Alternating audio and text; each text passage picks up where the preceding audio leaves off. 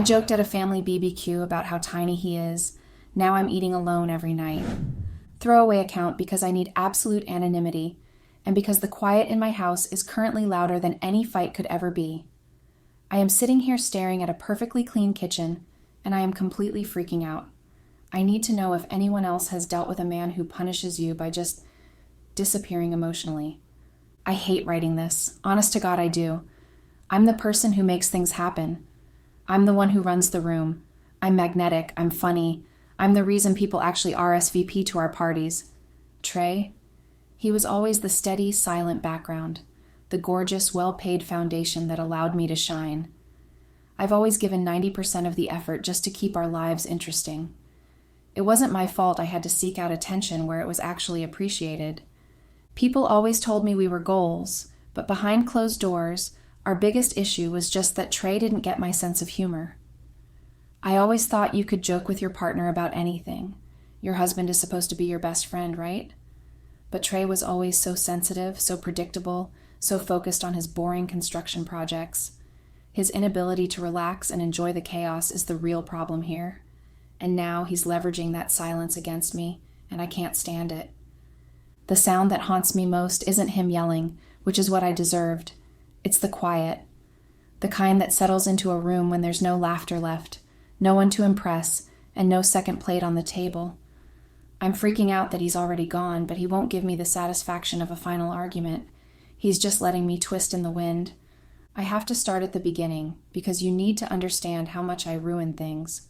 Not because of anything I did, but because of how he reacted to it. It wasn't like I woke up one day and decided to be cruel. It just sort of happened over time. Trey's work, he's a structural engineer, deals with big, complicated stuff, tons of money, blah, blah, blah, was his life, right? He'd come home so proud, talking about foundations and blueprints like I was supposed to be impressed by concrete. It was just so boring. I mean, he's tall, he's handsome, he's doing this serious job, but then he acts like a kid showing off his Lego castle, you know? So I started making it funny. It became my thing.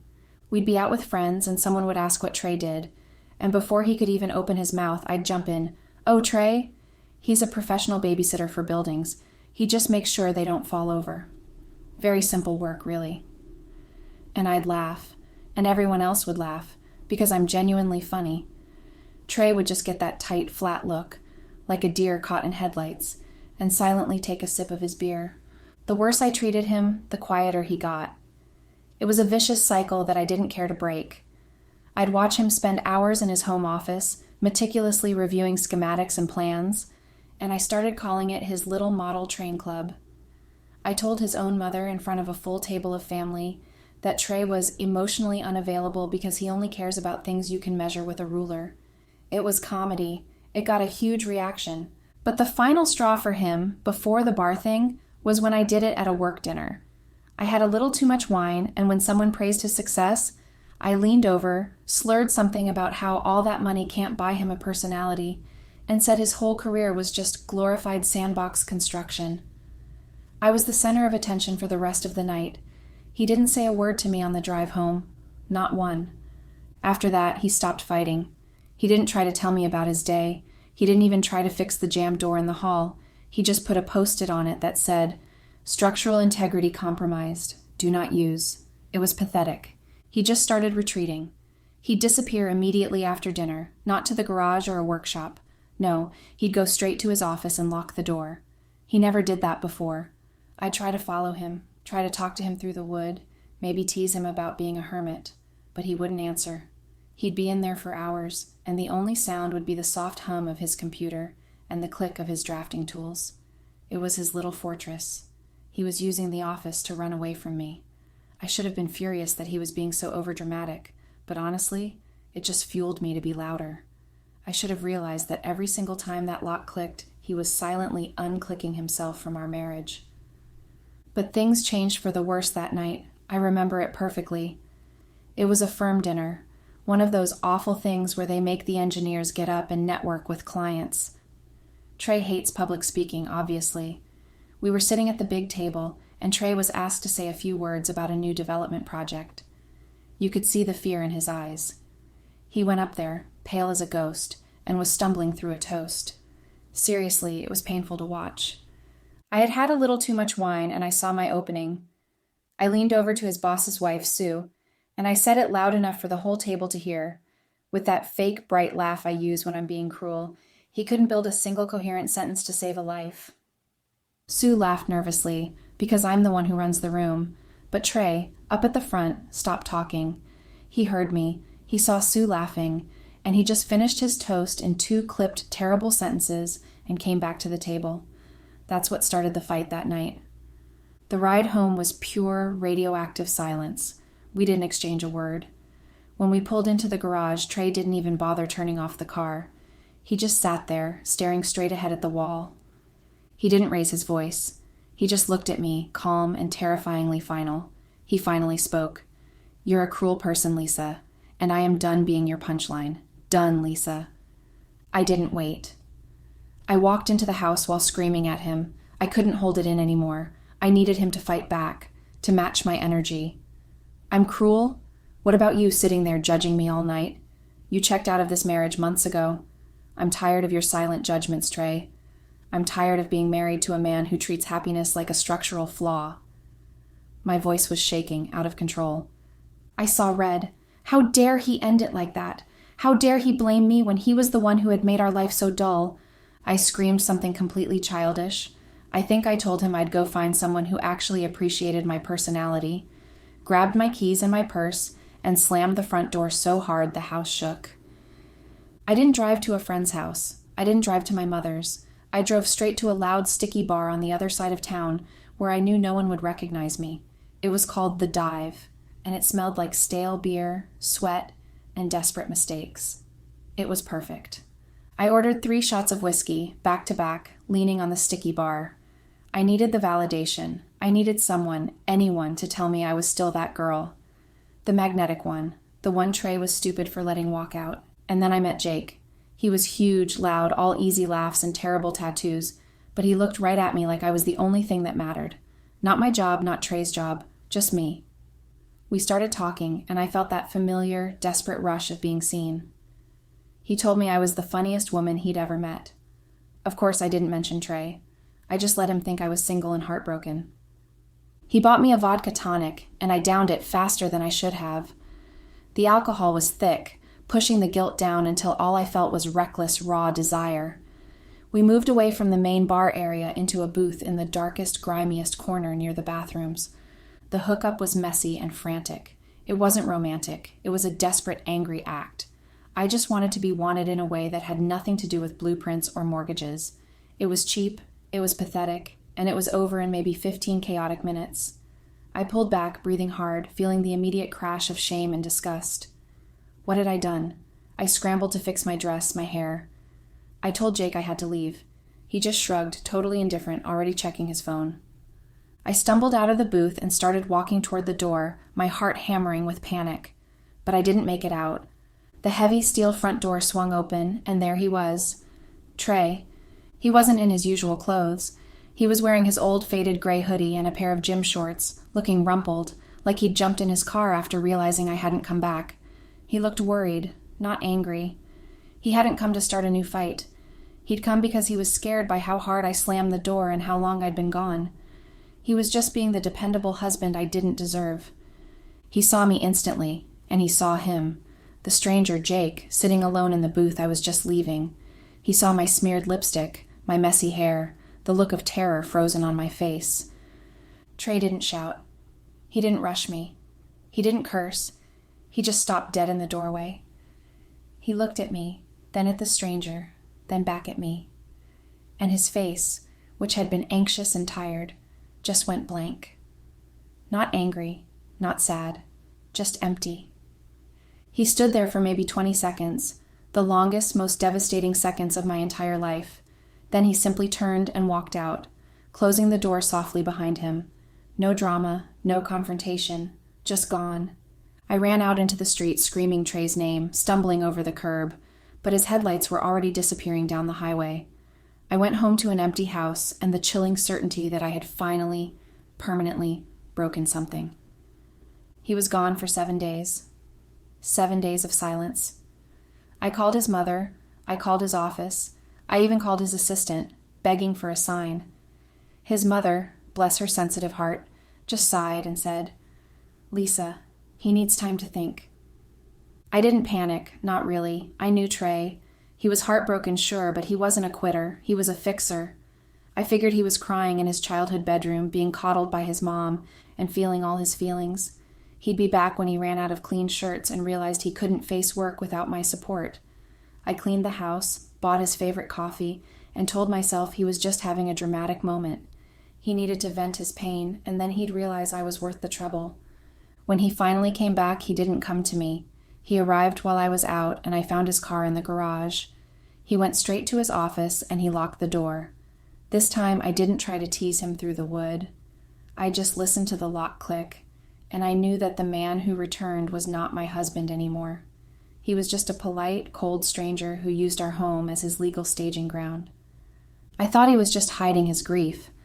I figured he was in there sobbing, staring at blueprints and trying to figure out how to rebuild our lives.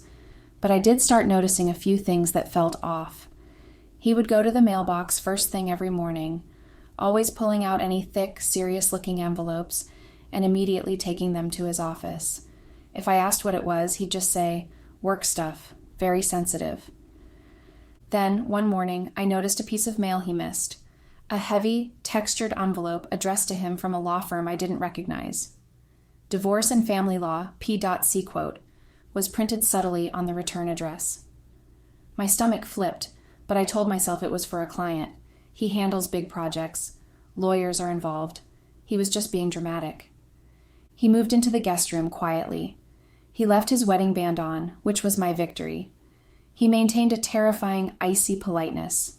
He would nod if I spoke, answer in single-syllable sentences, and treat me like a roommate he barely tolerated. He didn't rant, he didn't break things, and he didn't yell. That was the truly unbearable part. I needed him to rage so I could dismiss his anger.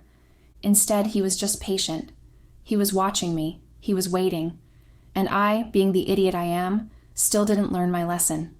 I still needed to prove I was the winner, the one who controlled the room. I still tried to provoke him. I still tried to be funny. I still thought I could break his calm and force him to come back to me. I started leaving his clean laundry on the floor. I rearranged his tools in his office, not to organize them, but just enough so he'd notice and get annoyed. He never said anything.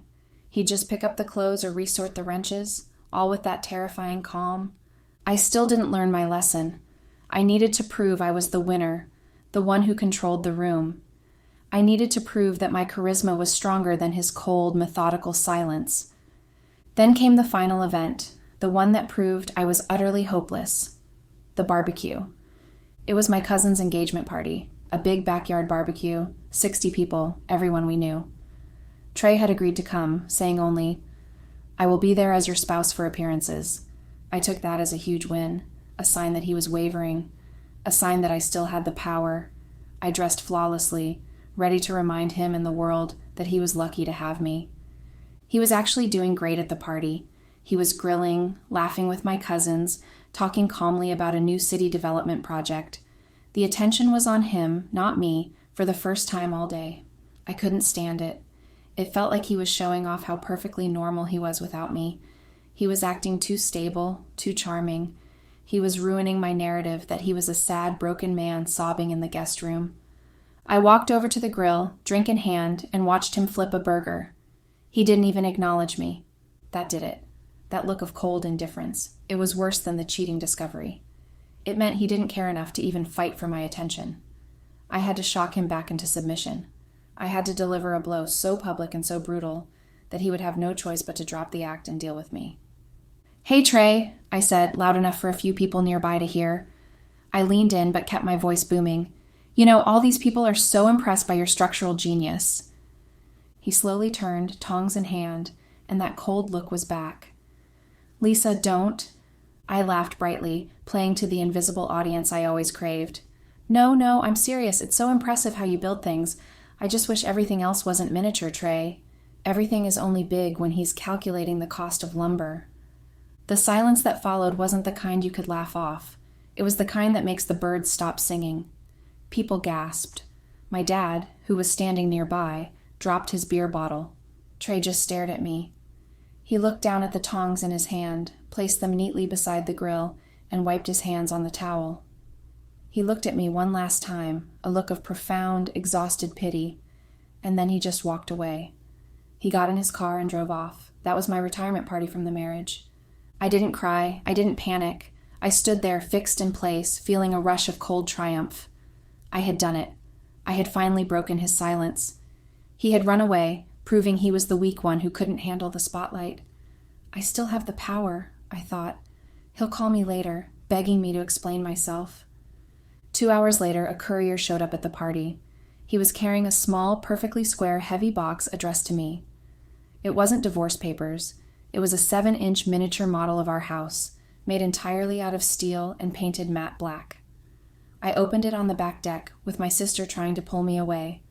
Attached to the tiny front door was a crisp, typed letter.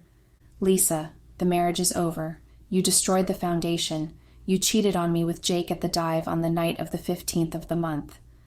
I have the security footage, the bar receipts, and I have documentation of your emotional abuse in front of clients, friends, and family. I have documented every single instance of your verbal cruelty. This model is the only piece of the house you will ever own. Consider this my final answer. My legs gave out. That was the moment the floor disappeared. Trey hadn't been avoiding me. He'd been working. He wasn't emotionally weak. He was strategically patient. He knew my arrogance would lead me to one final public self-destruction, and he waited until he had the perfect, faultless case against me. That model house wasn't a souvenir. It was his masterpiece of revenge. The days blurred into the next phase of his war. Trey wasn't yelling. He was systematically dismantling my financial future using the same cold logic he applied to foundations. My lawyer was a disaster, expensive and completely useless against the mountain of evidence Trey had collected. She kept saying, "Miss Evans, in this state, when you file on fault-based grounds, especially with documented adultery and extreme emotional cruelty, the court treats the marriage like a contract breach." Contract breach. That was Trey's language. He wasn't emotionally hurt. He was financially and strategically offended. I remember sitting in the courtroom shaking, convinced the judge would laugh and tell Trey to stop being overdramatic. But the judge didn't laugh. She read Trey's detailed, date-stamped file with a dry, professional frown. She didn't even look at me. Because Trey proved I cheated and abused him, I was disqualified from alimony or spousal support. I hadn't worked full-time in years, relying on his salary, and suddenly my entire financial safety net was gone. The judge ruled that the marital estate would be divided 75/25 in his favor, citing the extreme fault. But here is where the structural genius really hit. Trey didn't just keep the house, he destroyed its financial value for me.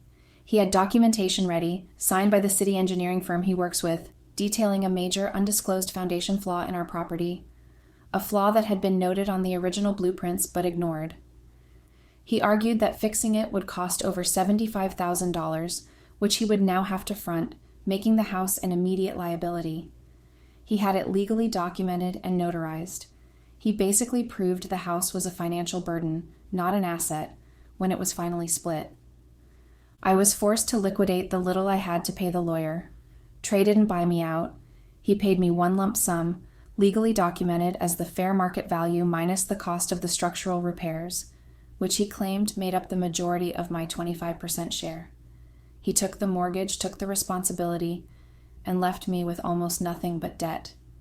He didn't just win. He proved the asset I thought I owned was fundamentally flawed, just like my personality. I walked out of that courtroom with my boxy miniature steel house and the crushing knowledge that Trey had planned his revenge down to the last painful dollar. He didn't just win, he executed me. Update. It's been months since my last post. I ended up in this tiny beige apartment, surrounded by boxes and the constant crushing sound of my own failures. I thought this was the end of the punishment. No money, no house. I thought Trey was done. But nope. The news started filtering in, always delivered by well-meaning but utterly awkward family friends who still pity me. First, I heard that Trey had quit his old job. I sneered, thinking he was too fragile to face his colleagues after the drama. A few months later, my father's friend, who, God, is still talking to Trey, mentioned that Trey had started his own structural consulting firm. He was focusing on the niche projects he always loved, his own firm. The man I relentlessly mocked for being too simple and too slow had used the financial and emotional freedom I gave him to launch the business he'd always dreamed of. He wasn't just surviving, he was thriving. It was the exact opposite of what I predicted for him. Update. Hey guys, it's been almost a year since my last post, and I have to share with you what happened now. I was scrolling online rec, a dangerous habit I know, and I saw a photo on a mutual acquaintance's page. It was a picture taken at some sort of industry event. And there he was, Trey, standing tall, looking deeply happy, holding a small trophy for Emerging Firm of the Year. He had a quiet, confident smile that actually reached his eyes this time, and beside him was Emily. Emily, the quiet, kind girl who worked in the supply office at his old firm. She was everything I wasn't, reserved, supportive, and completely fine with being the background.